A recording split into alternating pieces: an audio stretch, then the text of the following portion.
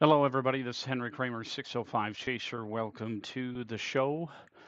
We do have a lot of things to get to, as we usually do. One thing that I want to kind of show you first is this is a look at the New England states. But what I want to show you here, more importantly, is the risks that we have for today. We do have that slight risk in areas of South Dakota and southern portion of North Dakota, even north central part of Nebraska. We also have some risks over to areas of like Virginia, North Carolina, all the way up and down the eastern coastline, the eastern Atlantic coastline. Let's take a little bit dive deep into this risk here for areas of South Dakota and see what we have specifically. For South Dakota, we do have some risks like the Mobridge, Lemon, South Dakota, Faith, Pierre for that tornado risk for today. We do also want to make sure that you're aware that areas of North Dakota, you also have that risk for tornadic activity. That is going to be south of, let me take a look here, a little hard to see, Bottineau, so just east of Minot area, areas of Bismarck, much of that area in a 2 to 4% risk for tornadic activity. There's not a lot of bulk shear, and there's going to be highly conditional for this to be able to really develop. So just keep mindful of that. Some other risks that we do have are the hail factor. And if we go into that a little bit deeper, we'll be able to see that.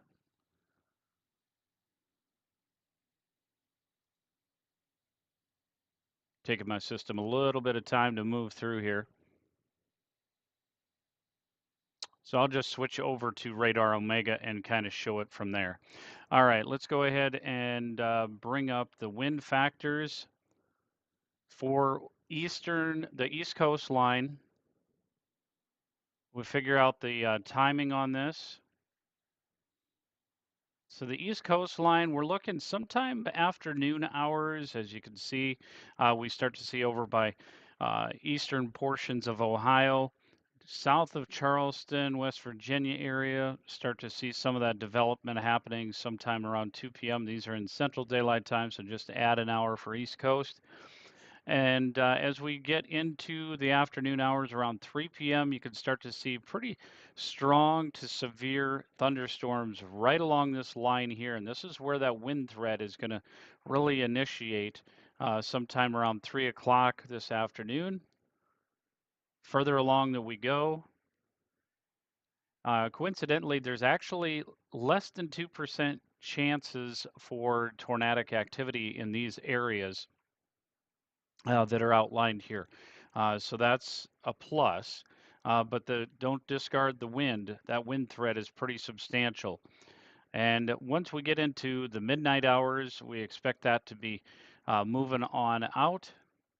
Early morning hours, it'll be pretty much done. Let's take a look at that factor for hail. We're going to take a look at this area here. Not much in the way of hail for there. And then we're going to go over back to South Dakota area here in just a minute. But as you can see, again, not really anything, less than 2% chance for the tornado activity there. But overall, for today, we do have that slight risk from Charlotte all the way up into areas of Philadelphia. And then the marginal goes all the way into New York, Charleston, Columbia, South Carolina, Augusta, and even just north of Jacksonville. So lots to go over here. Let's go back over to areas of South Dakota now and show you that. If we get the timing figured out for the storms for South Dakota and North Dakota as well as Nebraska here. Again, this is highly conditional here to see if this really ramps up. If this comes through, we could see that tornado activity ramp up later this afternoon into the early evening hours. We kind of see things ramp up at the 2 o'clock hour, Central Daylight Time, so that'd be 1 o'clock Mountain Daylight Time out in Rapid City. And then this lone cell here just to the northwest of Valentine, Nebraska, southeast of Martin, South Dakota, around 4 p.m. That's where we see some expected storm development to really ramp up pretty quickly. Even a cell right here over in areas just east of Buffalo, South Dakota, southwest of Bison, South Dakota. And then we move this along, it gets more numerous. As you can see, Valentine, Nebraska getting hit and bombarded pretty badly there around 6 p.m.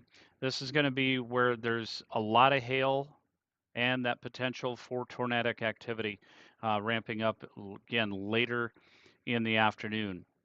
It becomes more of a windbag event and slowly dies out as it progresses eastward. And as you can see, even areas of Lincoln, just to the west of Lincoln, big windbag event. We could end up seeing some of this slight risk push farther southward over just to the west of Lincoln, so that Grand Island area and O'Neill, you're in that slight risk. The big thing is going to be some rain factors too. If these storms go pretty slow, we could have a pretty significant risk there as well for some flash flooding. Now here is what we expect for the hail factor. As you can see, we got the hail factor here, Pierce, South Dakota, Bismarck. This is a hatched area where we have a significant risk for hail. These storms are going to become numerous. They'll slowly diminish southward extent here. So you're in a 5% risk if you're outside of the yellow and the shaded area. So the risk for hail diminishes greatly once you go east of Highway 281. And Highway 281 would be from Aberdeen all the way down to the O'Neill and Grand Island areas. So just be mindful of that. The other factors that we got to take into account in South Dakota is the wind risk. Again, if we play this out a little bit further, we'll be able to take a look at that and see the timing of the wind. All of that's going to really arrive sometime early evening hours, so around 5 or 6 p.m. That's when that wind threat, as well as the hail and the tornadic activity, is expected to really ramp up if everything can hold through. Again, Pierce, South Dakota, around 9 p.m. Central Daylight Time. And once you get to 10 or 11 o'clock, it's out of the South Central. It's pretty much out of South Dakota's target zone here, which I call this the target zone because this is the highest level of severe that we have for today as of the 7:53 a.m. update. So once we get outside of that, things really diminish. Mitchell, you could end up with some brief heavy downpours here, and then even areas of Sioux Falls if this holds true. Now, I do want to take a look at some of the factors for the flooding risk as well. We do have some flooding risks for today. That is further southward into areas of Omaha, Lincoln. This is where things are going to kind of stall out from this evening as the storms pass through. And once those storms stall out, going to be quick to have 1 to 3 inches of rain very quickly ramping through there. As we go and look over to areas of Richmond, Virginia, this is where we have a moderate risk for flooding. Now, you guys have already seen a ton of rain in North Carolina, Chapel Hill, remnants of the tropical storm Chantal that went through there. Don't need to remind you folks, the slight risk for flash flooding. Excessive rainfall outlook is what we're looking at right now. In the Philadelphia area, you have that slight risk, Washington, D.C., Charleston, West Virginia, and then again, moderate risk. So Lynchburg, Alta Vista, Blackstone, South Hill, South Boston, Danville, a ton of rain is expected. And how much? Let's go ahead and take a look at the outlook here that was updated at 5:30 this morning.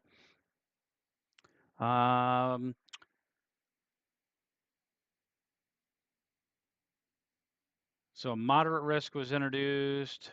Skimming this here. This is the first time looking at it. So efficient rainfall rates. So it looks like uh, precipitation values of 2+ inches near or above. So 1 to 3 inches per hour of rainfall rates. Localized totals of 2 to 5 inches are likely to occur, with highest coverage of these totals expected in and around the moderate risk area. The threat looks to be concentrated with peak daytime heating, mainly from 21Z to 03Z.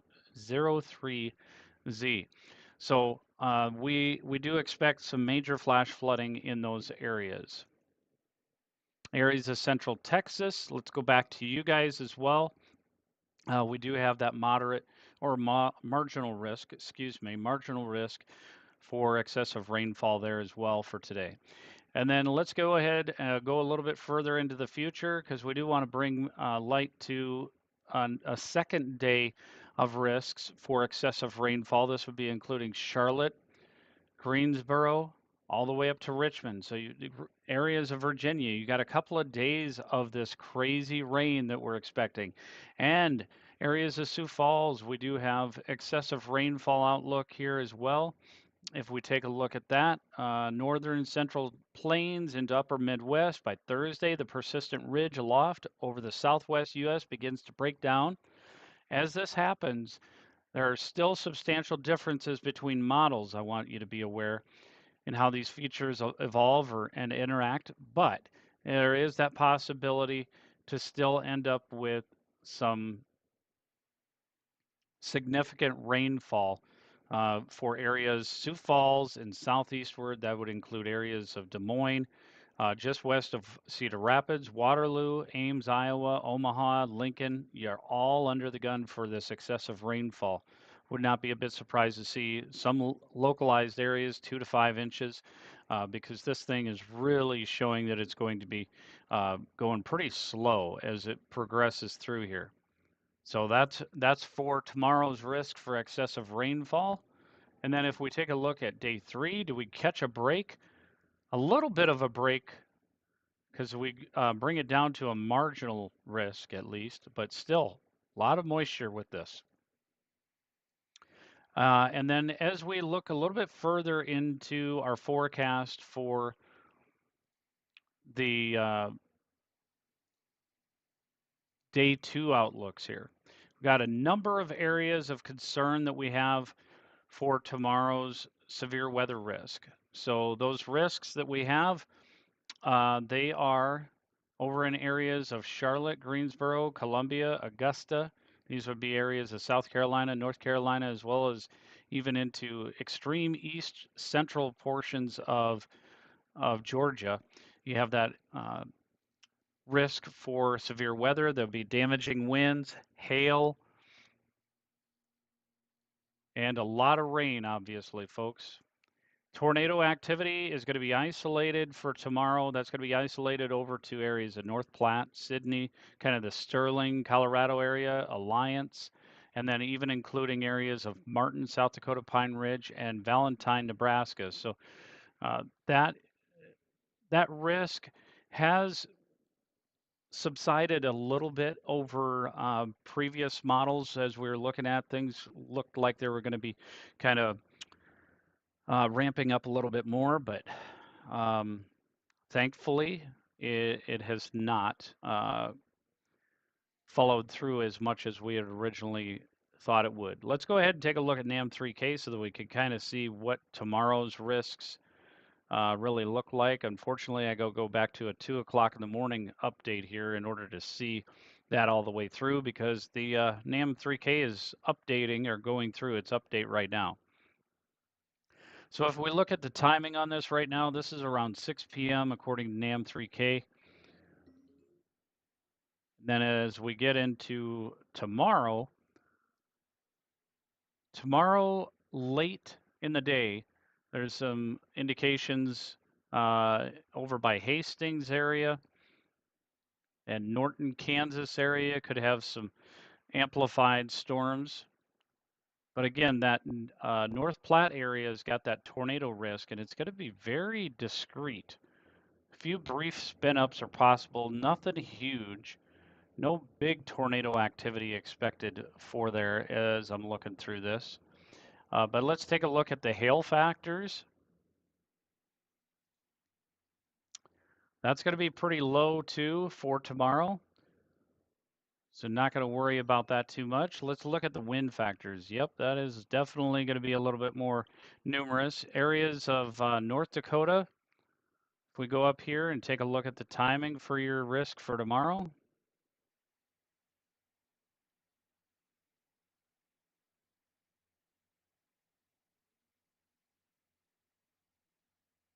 It's going to be super late in the day and highly conditional from what I can see here.